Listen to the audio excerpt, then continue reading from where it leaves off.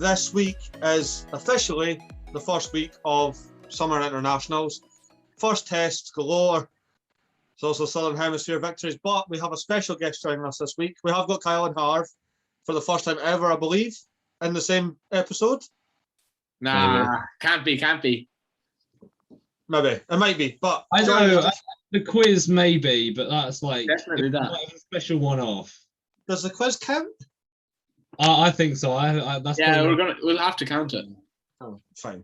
Okay, well, first official episode of Rugby Connection with Harvey and Kyle together. And joining us from Kiwi Land, he is known as the Black Jersey on YouTube and Instagram. It's Max. Max, thank you so much for coming on, mate. How are you getting on?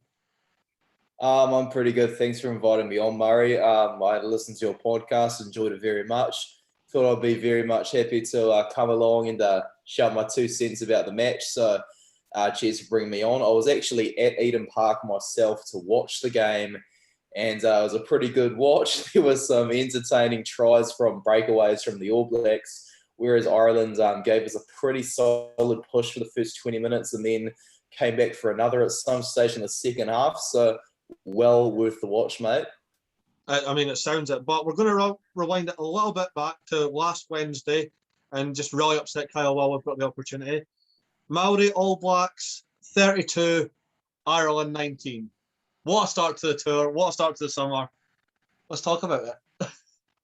Oh, stop. Yeah, that match was, wow. Kyle, just for you. There we go. They're on Maori. You also cool. Like, I'm just tempted to leave and go to bed at this stage. Like, I think I'd be more at peace.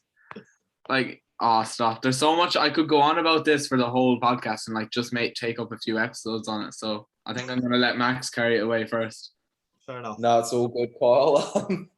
First off, I want to say something about how I was really happy with some of the performances from the Māori All Blacks. Like Ollie Norris, who I've previously had as a guest on my channel on YouTube.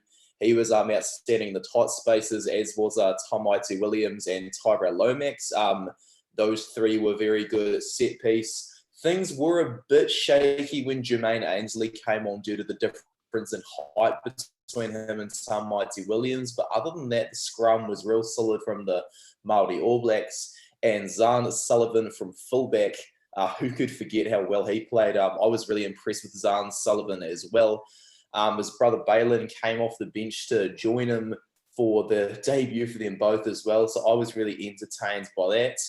And to everyone listening, I think that the problem that was facing the Irish team was perhaps they don't have quite as much depth as here in New Zealand. Like, they're probably, in all honesty, a better team than the All Blacks. But what we saw is a case of difference in depth, as we have more players in our nation than Ireland, I believe. So I think that's what determined the results.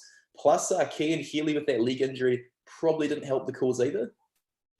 Yeah, I agree with you there. Like, I think you're spot on with the depth and stuff. And like, compared to other Maori All Blacks teams we've seen, like, you'd have more of a say in this probably. But I think it was a really strong team that they had out. And you see the likes of Brad Weber and TJ Paranara coming off the bench. Then even Josh Ioane starting, who's been pretty good in Super Rugby, especially last season, I thought.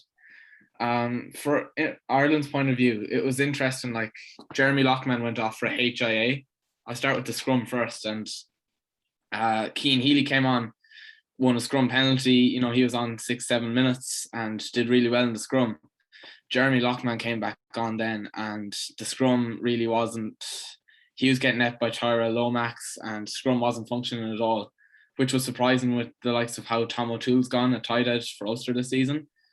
Then Jeremy Lockman subbed off 42 minutes, I think it was, which showed that they weren't happy, especially because Cian Healy was expected to be on the bench for the All Blacks.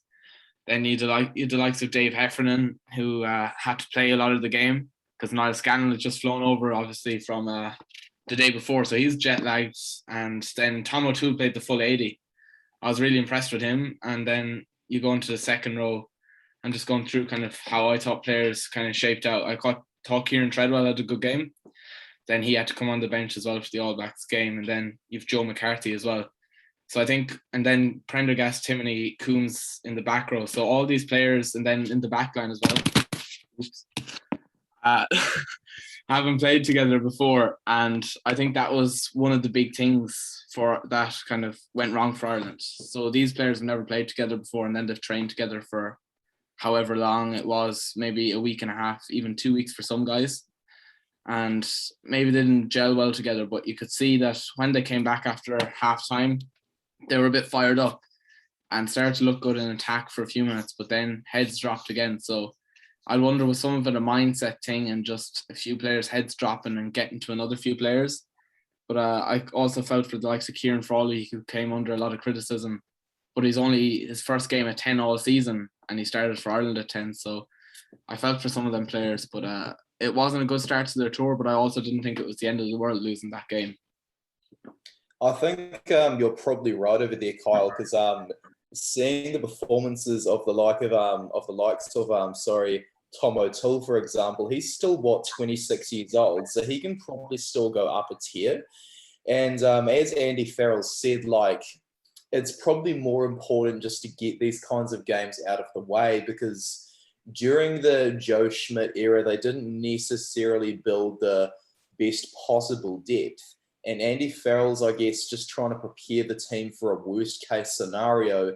As we are seeing right now, they don't particularly seem to travel well, Andy Farrell's Ireland. Yeah, I think you're right there. And, you'd wonder, was there something to do with the fact that, they've never even trained together, and, maybe they didn't bond well together. Some of these guys were playing together all season, or against each other all season, should I say. And then maybe, how do I say, they're hating each other all season, and then all of a sudden they have to go to being best friends in a team. And then you have the likes of Bundy Aki, who's obviously captain against his home country or against the Maoris. I was really happy to see that.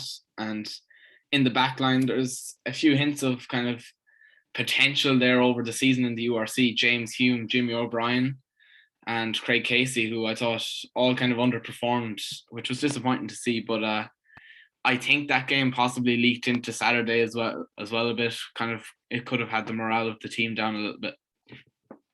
Yeah, I guess we'll use this to transition over to the main, the big event, the All Blacks versus Ireland's test match. I think Andy Farrell in that game was probably a bit reluctant to bring players off the bench as they just played on Wednesday.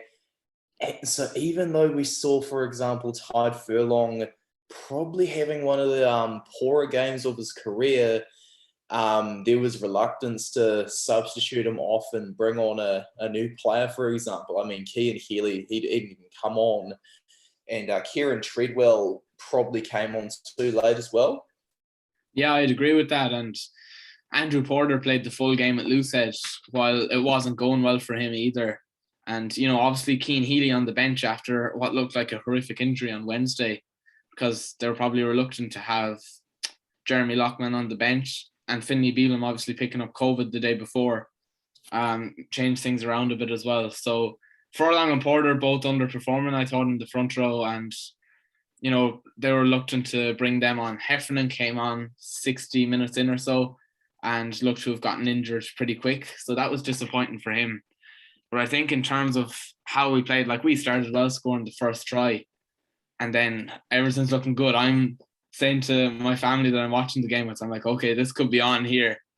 And it went in the first half. Then there was something like 21 unanswered points. Could be wrong on that, but something around those lines.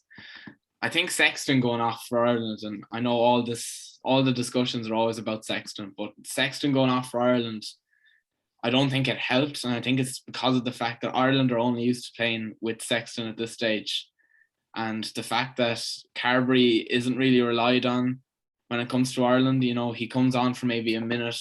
He came on for 30 seconds against Scotland in most games, so he's coming on really late, and there's obviously not enough trust in them, so the players think that this guy can't lead or attack, and it could be in the back of Carberry's head as well. So I think that had a big influence as well. And then you'll just look at a few other defensive issues, which was mainly the case because we made chances in attack and probably didn't take them as the All Blacks did. But you look at that try that RD Sevilla scored, where Aaron Smith sniped through the ruck because there was no pillar on either side. And, you know, he chipped it over with his weak foot and RD Sevilla scores afterwards. But, like, that ruck was probably 6 seconds long and no one seemed to identify that there was no pillars there in the ruck. And, you know, you have a player back in the boot that should be managing that. So I think it's just little things like that that kind of went wrong for us. To be totally honest, though, I think that Ireland outthought the All Blacks as I predicted they would. Throughout the first 20 minutes, it appeared the All Blacks hadn't done their research on Ireland's decoy runners, for example. But as the game went on, I think Sevu Rees and Quinn Tupaia had done their research ahead of the match, whereas other players perhaps figured out the decoy lines as the match went on. So if Ireland's going to be relying on simply the decoy runners for the World Cup, they may see a repeat of what happened in 2019, because as a sports team, you do have to constantly evolve your game plan. But the All Blacks, on the other hand, we genuinely haven't evolved our game plan since about 2015 to win that World Cup. Like, in New Zealand, it's very uncommon for us to do research on the opposition. We just focus on, you know, the basics, things like that, and we just play to what's in front of us. And I think that in this modern era, it's no longer acceptable because, you know, the All Blacks had all this talent in the lineup that could have smashed Ireland. But what we saw was the scoreline was actually flattering them quite a lot. But, you know what, I'm proud of the boys for taking the opportunities that were presenting themselves so we could get such a big winning margin, because, you know, imagine if the All Blacks genuinely constructed a lot of those tries. I mean, Quinn Tupaia was probably the only one. So there are little things to fix from both teams. And I think that with both teams going on to fix a few things ahead of the second test, we're going to see some massive improvements and probably a far closer scoreline, considering playing under the roof in Dunedin should Ireland rather there. Sorry. Yeah, I'd agree with that, and I do think it'll be a closer game next week. It's hard to know how Ireland will shape up. Will they be able to bring it back and possibly win the test?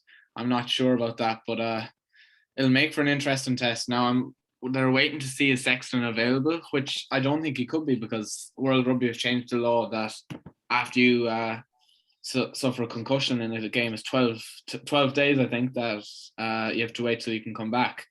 But Ireland have released a statement that it's going to be up to the second HIA test that they're going to have. I think is it today or maybe tomorrow morning. So, well, they've probably had it now at this stage because New Zealand time. So they're trying to obviously bring him back quickly, but I don't think rushing him back is the answer either, because the likes of Joey Carberry and some other players need to have game time. So I think it's finding that balance for me, but obviously they've gone out there to win the series and win the tests. So they're going to be putting out their best team possible. So for me, the Ireland team selection will be really interesting, because Keith Earls came off early, probably didn't have the best performance for me. So it'll be interesting to see, will they start Mike Lowry at 15 and possibly put Hugo Keenan to the wing, which I'd really like to see. And then you had the likes of Andrew Porter, Tyke Furlong playing nearly the full games, and then Dave Heffernan, who got injured. So they've called up a few players, Stuart McCluskey into the centres and Ed Byrne into loosehead. Ed Burns come out to cover loosehead as well, so he could find himself nearly training all week and playing one of the games should someone be still kind of feeling a bit of pressure on their injuries that they've gotten. So I think Peter O'Mahony for me was the outstanding player for Ireland, possibly. There's one or two good performers, but the rest of them were probably underwhelming. But I think Peter O'Mahony could captain on Saturday, possibly. Peter O'Mahony being the captain, I think, is well on the way for the Irish. And, you know, if Joey Carberry starts 10, that's awesome for him, because after all the injuries earlier in his career, that's going to be very important should Sexton not be around for the World Cup. And for the World Cup, he's going to be 38 years old. So really, it's got to the stage where you have to have Carberry fully trusted. I mean, Carberry is the only option that Ireland has genuinely given the driver's seat should Sexton be out. but it's not been 100%. There's always that knowing that Sexton will return from injury and come back to start at 10. And I think that the same issues facing New Zealand right now at 10 as well. Like Richie Mo'unga, I've said many a time on my channel, I'm on record saying that he's the best 10 in the world because of his ability to control who's going to carry the ball, the fact that he's always making the plays unpredictable for everybody. Whereas Beauden Barrett, I think, had a very good game against the Irish. He created the only try that was genuinely, as I said, created for Quinn Supaya, but many a time we would see Barrett so far removed from the pocket, and you need more from a 10 than to just pick the moments.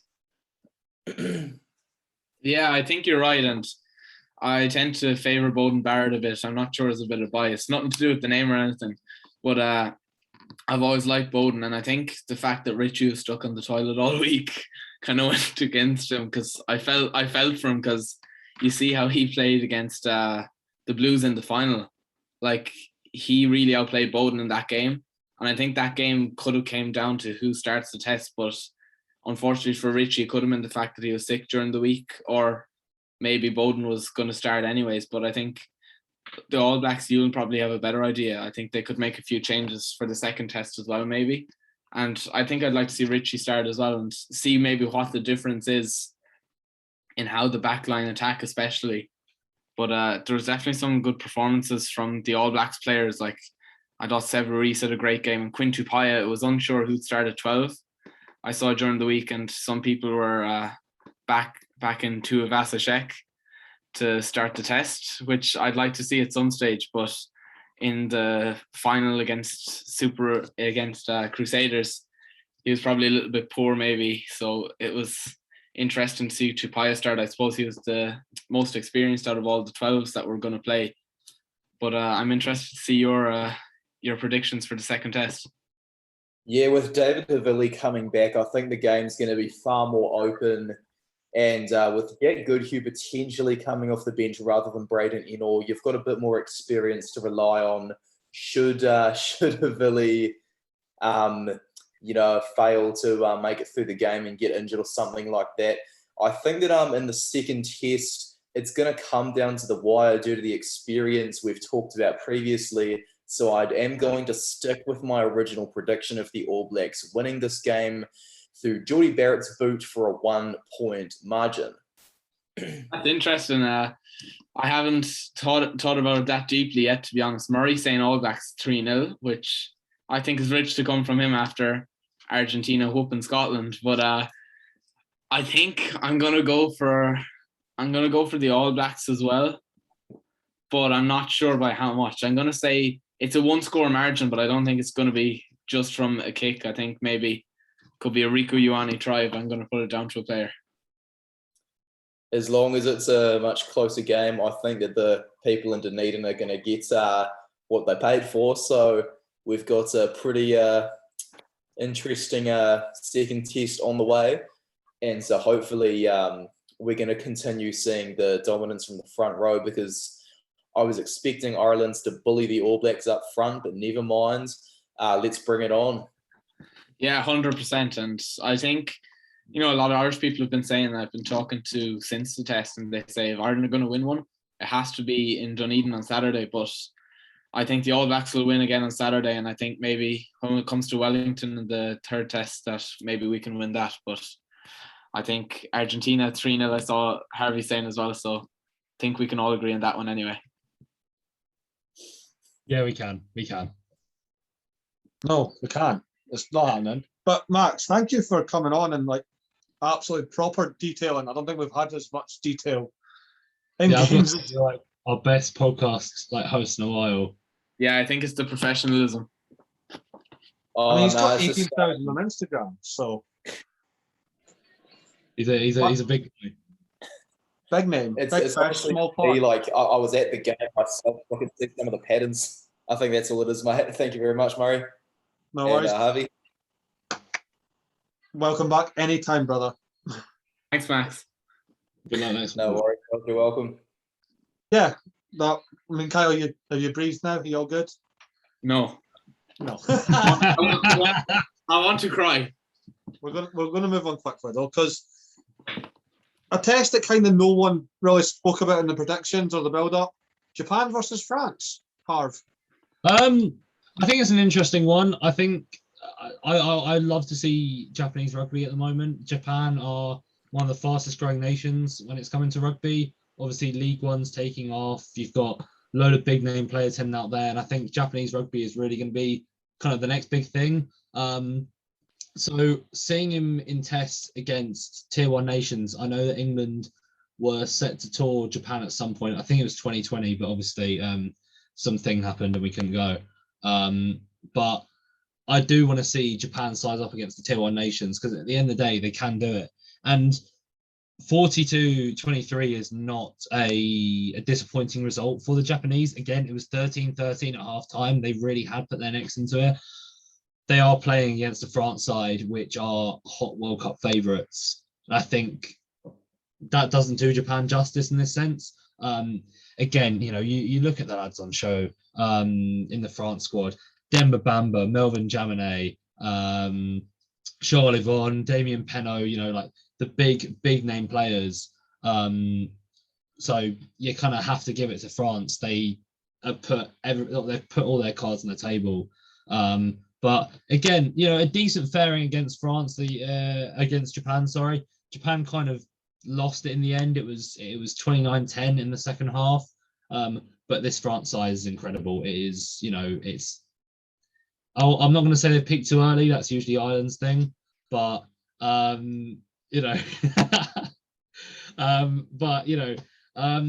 I think it was a good enough test match. I mean, I don't think it was shown anywhere in the morning. I mean, I was watching all the Sky coverage, but was it not? No, I don't think so, because I wanted to see it, but I didn't get to. But it does go to show that like France have so much depth as well, that a lot of these players aren't first choice for them, but still tearing it up. And I heard that Yoram Mofana had a great game, who struggled to get a start at times unless there was an injury. But I'd like to see him get a lot more game time for France, because I think he's definitely been one to watch. And great to see Vakatawa back in that 13 jersey as well. And I think, similar to what Max was saying about New Zealand, France have such a deep player pool. Like the top 14 is an incredible league with incredible talent, incredible French talent, and other talent, which now qualifies for France. But I think what will really help France is that deep player pool. And I think that this is France's time to reignite the fire, the passion, the love for rugby. And you saw the flame sort of kind of die out sometime between 2013 and 2018. But it looks as if France are back on the main stage, and they've got a home World Cup coming. And this is going to be a big test for them. As for Japan, obviously, they've qualified for the World Cup. So yeah, they want to put as many outings out as they want. They're in a group with England, Samoa, and Argentina currently. So England and Argentina are going to be two big games that they can really cause an upset in. And again, as an English person, Japan, I'd probably say is one game to look out for, because you never know when they're going to strike. You ask any person from South Africa, you never know when they're going to turn up. So I think it'll be interesting to see what they can do there. So it's a good test, and I think they're going to get the experience. They're going to get a good outing against tier one nation in these tests. I do wish it was shown on TV though. That would kind of just add to the whole rugby thing over the next few weeks. Yeah, Sky Sports need to get onto that. But I think, like, in regards to Japan, they won 4 out of 4 games in their pool in 2019, which no one really expected, and they got out of it. So I think I'd like to see them get out of the pool again, and you never know what they can do. Like, they are definitely up and coming, and they play one of the most entertaining brands of rugby in the world. So it's really exciting to see them coming into the World Cup, and hopefully they can come into it on a good roll. Yeah, exactly. I mean, I haven't got anything more to add about the test, have you? No, not really. Oh, sorry, Murray, go on. Well, fine, Karen. No, not really. I was just going to say on France, like, again, like you said, Japan, like, it doesn't really do them justice, but, like, they still put up a good fight, I think. And you know, the scoreboard looks like they got thumped, but when you think of where they've come from, being beaten before by the All Blacks, wasn't it 116-0 or whatever that world record was? Yeah, that was like what, 2003, 2000 and whatever. That's shameful. Yeah, but like It was 1995. It was 145-17. Christ, that was the one. that's awful. It was well before I was It's good we born. still but got him here. I was about to say, because our fact checks are going to be like out the window. Oh no, I just got a good memory, bro. I'm not being mean to anybody. So, Harv, just because we burst Kyle's bubble, we will get to my bubble. Everyone's bubble got crushed this week. Actually, no, we'll wait. I know we will do yours actually, just because we'll get it out of the way. Australia. Let's get out of the way. Go on. Yeah, England, Australia. I think 30-28. I don't know if it's an accurate representation of the game, mainly because I didn't watch half of it. But listen, I'm a working man. I get awful pay, but I'm a working man. You know, the first half was nothing to write home about. Let's be real. You know, 6-6, 2 penalties. You know, you had 3 Australia injuries, one of which came before, like 10 minutes before kickoff. Quade Cooper, and let's be real, it wasn't a big miss. You know, Lolosio put in a momentous shift in that 10 jersey, or whatever jersey he was probably wearing, probably 10. But anyway, but still, you know, one more thing to add about the first half is the yellow card, red card incident. You can't pull someone's hair and headbutt him. That's a straight red. But Johnny Hill is an absolute muppet. I don't think he should be in the England squad anyway. But retaliating is probably a red card offence. I think he was lucky to get away with the yellow, so thank you. But yeah, shocking. Anyway, on to the second half. Livened up a bit. Had 3 tries: Ellis Genge, Van Poorfleet, and Harry Arundel, who on his first touch of the ball scored an absolute belter of a try. But again, I think Australia were kind of just too strong. Again, you know, at the end of the day, they beat us by 2 points. So they kind of, again, I can't say much without having watched the second half, but it seems a bit more fighty, a bit more even. I know at some point I was kind of losing hope. It was about, I don't know, 14, 15 or something like that, and I kind of just lost all hope. But to be fair, to score what, 2 tries, 2 converted tries. It was ridiculous. 2 tries. Yeah, exactly, and that was in like 4 minutes, basically at the end of it all. I think we were lucky enough to actually get away with a 2-point loss. But even Apollo got a yellow card as well as Lolosio. But even Apollo, you were also a muppet. I didn't actually see the incident, but again, what he did was probably not so great. I know Murray has a bit of an agenda against him, but we'll leave that one for another day. But one thing I probably want to mention about the England lineup is just how many like new and old faces it was good to see out there. Danny Kerr, Joe Cokanasiga, you know, Harry Arundel, Ollie Chesham, Hayes, Van Poorfleet. You know, these are, again, either returning or young lads that we haven't seen in England jersey ever or in quite some time. So, you know, while we want to win this test series, I think it's important for the rotation to get some young lads in, because this is a weird time in English rugby with a lot of young talent coming through and a lot of the old squad going out, which Eddie has fancied for quite a while, maybe for too long of a while. So, yeah, to be honest, to get a bit of rotation in, to see what works, see what doesn't work. Again, Harry Arundel definitely stated a case that he should be in that squad again for the second test. So fair play to him. And obviously it's always great to see Marcus Smith on a rugby pitch. I just want to praise Jack Van Portveld. So obviously, as we all know, when you get your first cap, it's a very exciting interview after it, regardless of the result. His mentality, like he basically said, like, yeah, thanks, first cap, proud moment from family. Straight into it went, let's win the series 2-1. I was like, mad respect for that. Like, that's how focused he is. So yeah, and yeah, we have a little guest here, but he's a bit sleeping, so it's fine. Oh, I was just saying a hot take. I think Jack Nell is probably one of the players we were mentioning that's on his way out. Hot take, I think we'll see Henry Arundel start at 14 for England at the World Cup. I have a feeling you've really rattled Murray there. Like, Murray's like a big Exeter Chiefs Jack Noel person. I don't like, rate Jack. wait a minute. I do like Henry Arundel. I don't have a bad thing to say about Henry Arundel. I honestly don't rate Jack Noel as You're much. telling me all week he was just like, Harry Arundel, yeah, he's got a bit of Scottish in him, hasn't he? Generally, I put the video up of the try that he scored. He can play for all 4 countries. Yeah, he's eligible for all home nations. It was literally who grabs him first. But we've already lost players. Like, Max already stole Finlay Christie. I'm not sorry because you stole Blade Thompson, you stole Sean Maitland. So I think it's only fair that we take one back, mate. That's fair. I'll give you that one. I love Henry Arundel, and that's a decent hot take from Max to get him starting in the World Cup. Somebody made the bold claim that he was better than Freddie Stewart. I think that's far too early. No, Freddie Stewart. Stewart at 15, mate. Arundel on the wing, bro. No way. Henry Stewart is currently one of the best 15s in the world on form.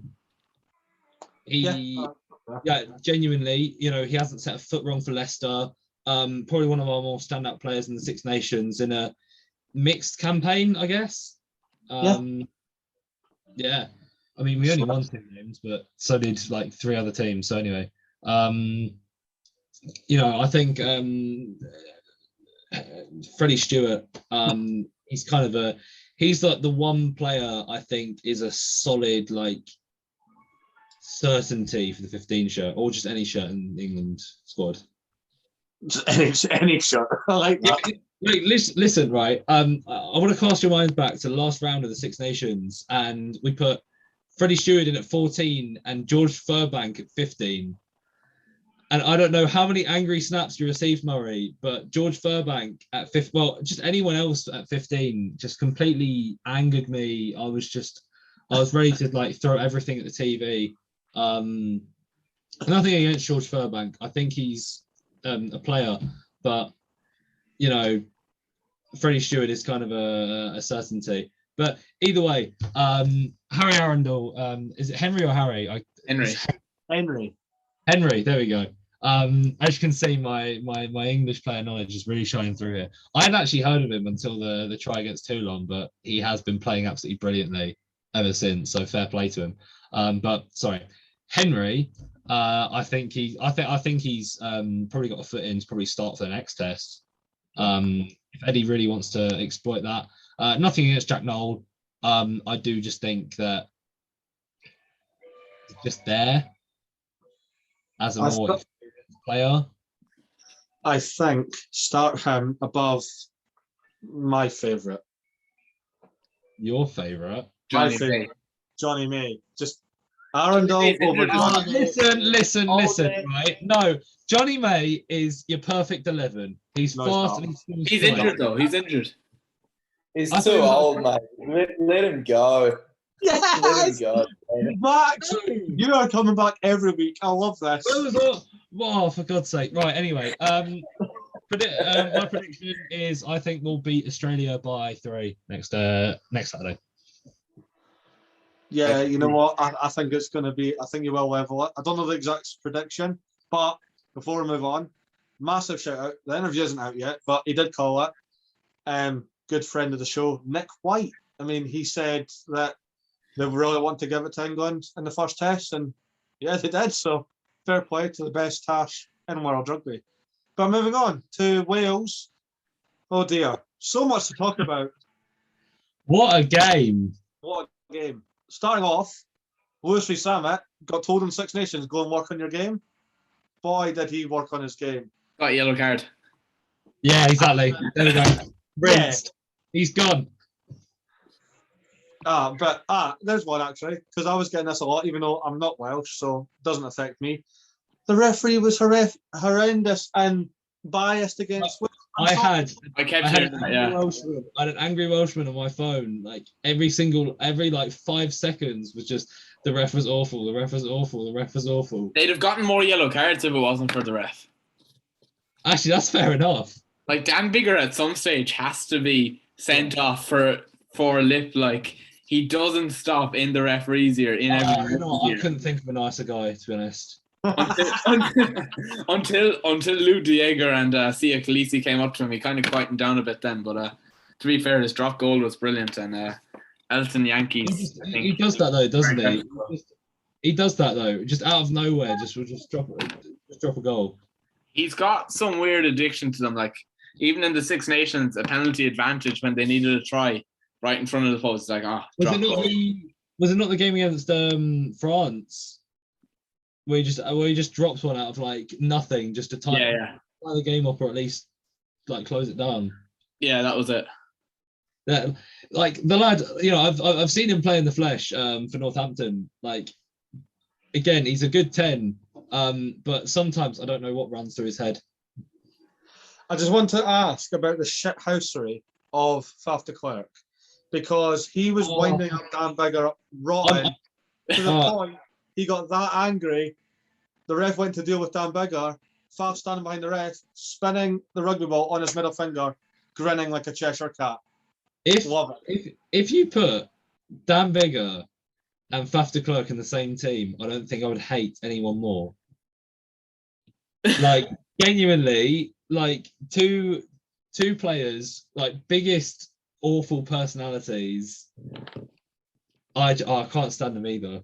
Faf de Klerk seems to have like something against Wales. Like every time he plays them, remember in the World Cup, Adam Beard, like, and he's squaring up to him about like 2 feet taller than him, and now he was squaring up to Sia Khaleesi at one stage as well. Like, I thought it was a good game to be honest. First half wasn't great, but I think it kicked off a bit in the second half. That Cheslin Colby try with a lovely kick through from Damien de Allende, I thought that was nice. Yeah, and I'd say fair enough as well. Since you know, I've actually been, you know, I've been talking to Sean all season mainly, and we've been saying that Cheslin Colby, ever since he moved to Toulon, he's been a bit quiet. Yeah. You know, on that front, at least in the European circuit, down in South Africa, it might be different. Let's just say, but you haven't really heard of him since the Lions tour last year. Yeah, I think so, but like. He needed a bit of a performance really, and it's not like it was a great try from him, to be fair. He just had to push the ball down on the line. But I think he still played well throughout the game, I think, and he's still a great player, but I think sometimes he needs to be given the ball more with Toulon, especially like the way Toulon plays, sometimes he doesn't get it. Like he had a great chance against Lyon in the Challenge Cup final, but Parise wanted to try and step a centre himself instead of give it to Colby. But you always get those ones. Yeah, I still think Colby's a great player though, but I think on form, Pimpy has been better throughout the season. No, and I've got a lot to say about Pimpy apart from the forward pass in the World Cup final, but we'll leave that one. But Fickle. Listen, we're all crying today. Apart from Matt. Anyway. Apart from Matt, yeah, Matt is smiling for everyone. I'm pretty sure he's sleeping at this point. Like he's, you know, he hasn't got much to say. But anyway, you know, if we're just going to talk generally about the game, the first half, 18-3. Again, I'm having text from a happy Welshman at that point, saying, we've got this in the bag. We're dominating them. And then, you know, 4 yellow cards in the whole game. You know, they've got 12 men at some point. How poor is that? Yeah, it's not. People in the comments like giving it, the ref was biased. No, your discipline is awful. If you go down to 12 men, that's on you, not the ref. No, that is poor. That is awful. I mean, listen, I think it's unfortunate that Dan Bigger didn't convert the Dewey Lake try. I mean, again, could have happened to a nicer bloke, but I think it was the absolute scenes, to be honest. You know, watching Valemsa slot the penalty goal, and obviously the celebration as well was the coldest thing I think I've ever seen in rugby in years. So like fair play to him. What a test, and will definitely go down as one of the classics. And to be honest, I think if Wales come back and win the next one, then this will be a good series. Do you think Wales will get a win? No, maybe the third one. Listen, if they can play like this against South Africa, I think there's all the chance in the world that they could, win the next game and take it to a third game decider. I don't know if they might just leave it too little, too late. Maybe win the third test and give South Africa a 2-1 win in the series. I think it's going to be 3-0. I don't know why. I feel like this was. I think this was the scare South Africa wanted to get out of Wales, and then South Africa is strange for me. Yeah. It seems they only come alive in the summer. They don't even at the URC. I know it was an all South African thing, but they don't travel well. No. Yeah. But I think like when you look at South Africa's performance compared to New Zealand's, I can't see South Africa beating New Zealand in the Rugby Championship. We'll see. Obviously, it's 2 months away nearly, or at least a month and a half away. So things can change by then. And I think it'll be 3-0 South Africa in terms of Wales. Like this was their only chance, I think, for me anyways. Like they could have gone from losing to Italy to beating the world champions in back-to-back games. Yeah, that would have been the weirdest They thing. bottled it. But Capozzo is the best player in the world, so we'll just leave that there. That's fair. It's my turn. Well, No, carry on.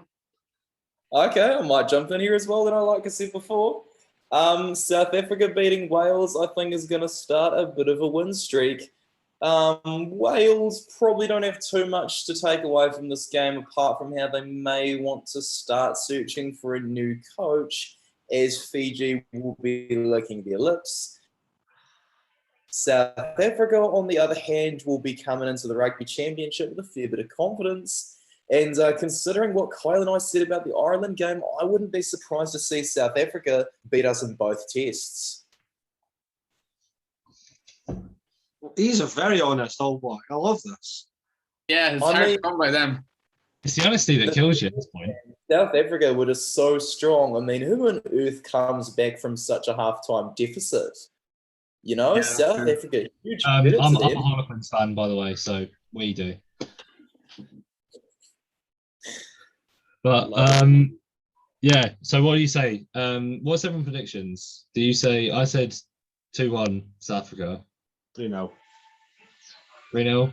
3-0. I'm going 3-0 too. Why have I got hope? Anyway, right, and then on to the last one. No. So this is the one game I actually properly watched. Also, one thing I just want to say: what an awful game. Oh, it was horrific. This is kicking on both ends was dog water. No, of course. And listen, right? And I'll say this as much. Argentina without Nicolas Sanchez, they haven't got an out-and-out kicker, and I get that Boff has been, kicking over for Edinburgh this last season, and he's been fairly good at it. Is he on international level? Maybe not yet. They put Santiago Carreras in there. He hasn't had an amazing amount of time playing for Gloucester, I don't think. But again, he's usually been playing in the 12 shirt, so it's been kind of weird putting him in 10. But again, they kind of had to play with what they had. It was a really strange game, I think. I think Argentina, they brought a pretty good lineup. This is one of their better, stronger lineups. Again, Buffelli, Cordero, De La Fuente. Of course, they had Montoya, Pablo Matera, Nicolas Sanchez obviously started the game. He left with about 15 minutes. It looked like an ACL. A lot of them are saying ACL or Achilles. That's going to be bad. That is, ACLs, if you've ever had them, which I haven't, they're awful. I've got no place to speak about injuries. I mean, well, apart from re-injuring my shoulder like a couple of times. Has Harvey come from the pub or something and just like hopped straight on here? You know what? That might just be my routine for next weekend. You may as well.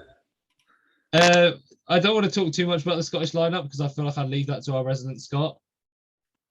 I actually didn't have much issue with the lineup going into it because, like, we all know Finn Russell, Stuart Hogg, Chris Ash are not on tour because they're rested, and for different reasons. Like, they're all different reasons for resting. And Rory Hutchinson isn't deserving of the slander he's been getting. Yeah. I might just if I can chip in with this. It's good to see quite a few of the younger Scottish lads and even the kind of more up and coming ones. One that stands out for me is Blair Kinghorn. Obviously, this year he's been playing really well with Edinburgh, and he's kind of been playing his best rugby in quite a while since moving to 10.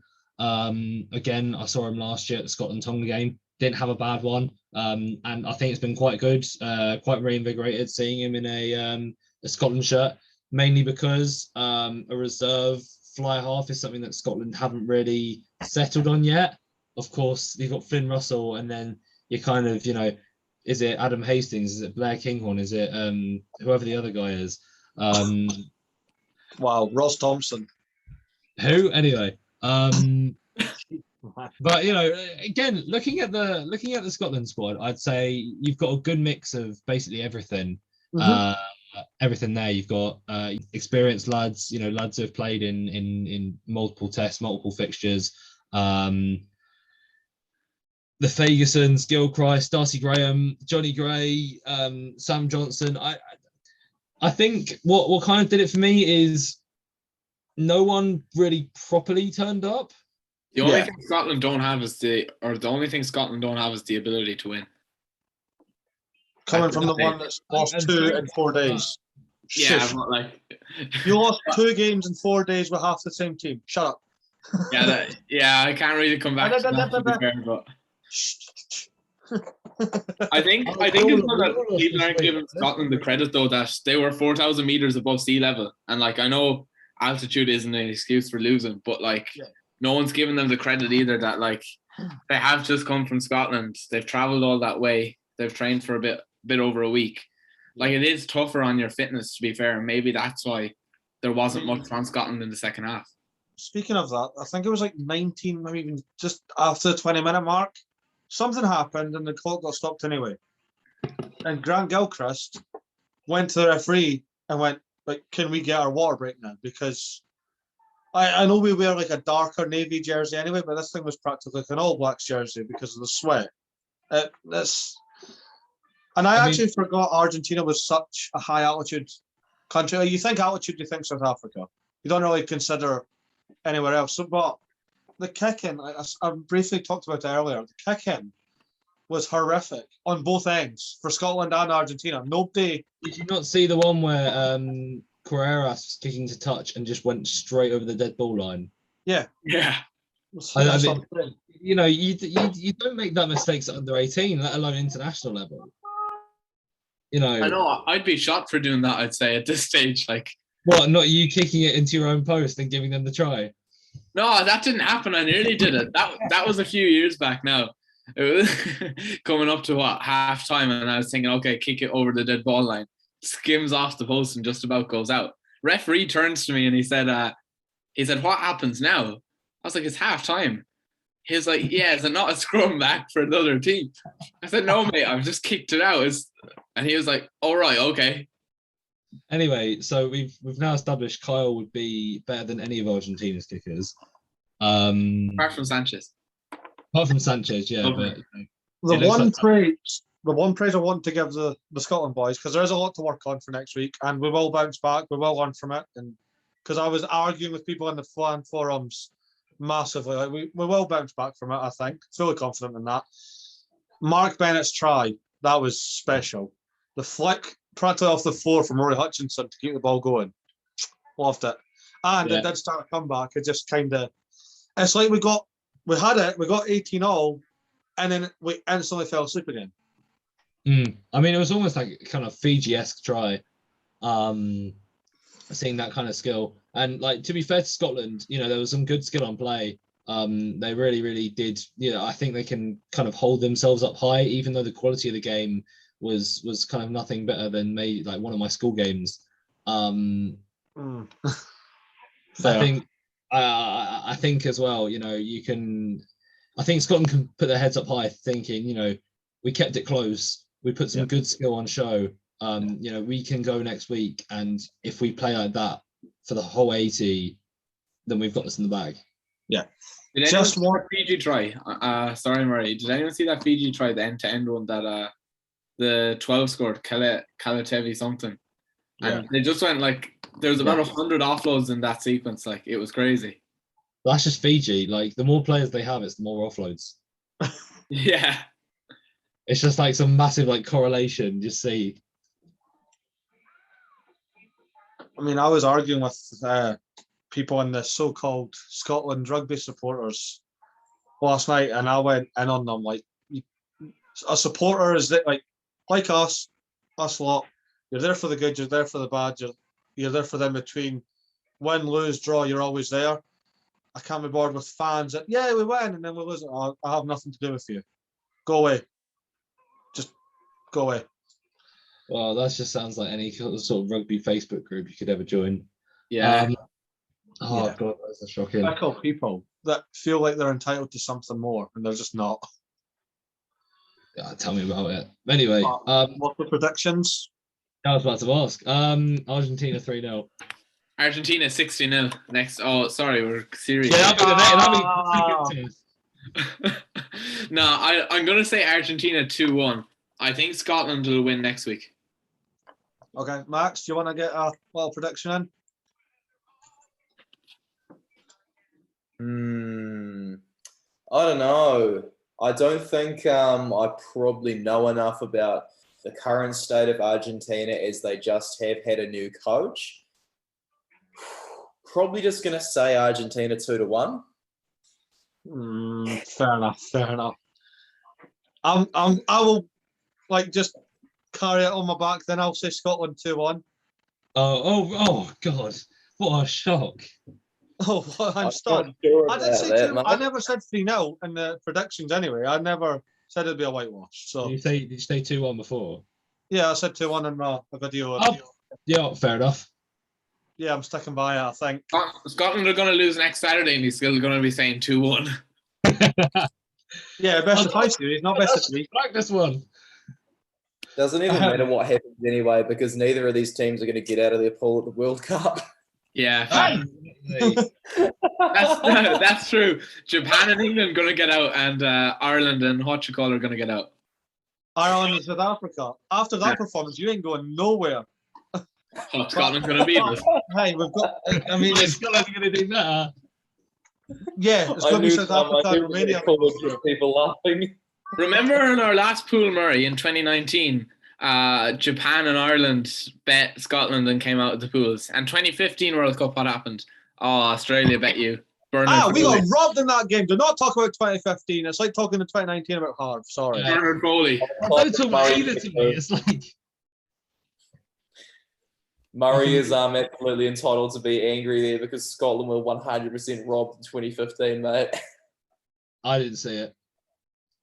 You lie. Thank you, Max. Anyway, this has been the Rugby Connection podcast. Thanks to Max for coming on in whatever hours it is over there.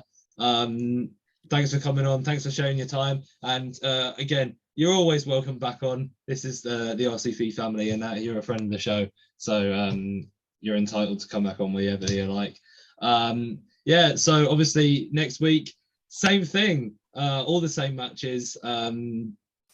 When you've got, Japan, France, New Zealand, Ireland, Australia, England, South Africa, Wales, and Argentina beating Scotland again. So again, thanks for watching. Please subscribe to our YouTube, follow our Spotify, like, share, whatever you do, and we'll catch you again next week. Join in on the Scotland slander. Yes.